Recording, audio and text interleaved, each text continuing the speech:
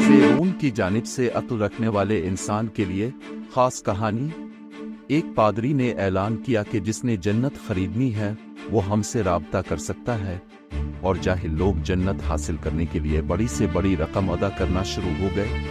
ऐसे में एक अक्लमंद शख्स ने इस जहालत को ख़त्म करने की कोशिश शुरू की, लेकिन सब बेकार हुआ।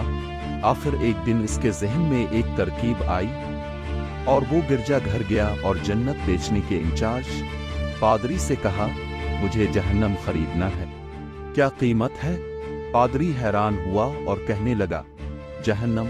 इस शख्स ने कहा, हाँ जहन्नम। पादरी खुश हुआ कि अब जहन्नम बेच कर भी मजीद कमाई कर सकूंगा। लिहाजा पादरी ने सोचे बगैर कहा, 3 रुपए। इस आदमी ने जल्दी से 3 रुपए जेब से निकाल कर पादरी को दिए और कहा कि चलू, अब मुझे जहन्नम के दस्तावेजात बना के दो। पादरी ने कागज के एक टुकड़े पर जहन्नम के दस्तावेजात बना के दे दिए।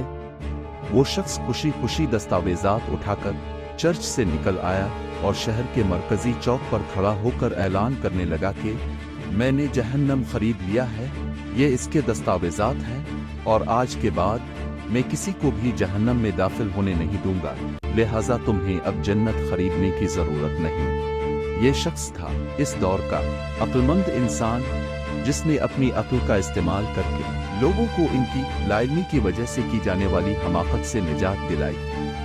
दुनिया में एक खूबी है जबकि जहालत एक गुनाह है। दोस्तों, कहते हैं कि ये इंसान अरस्तू था। खैर, नाम पे बहस नहीं है।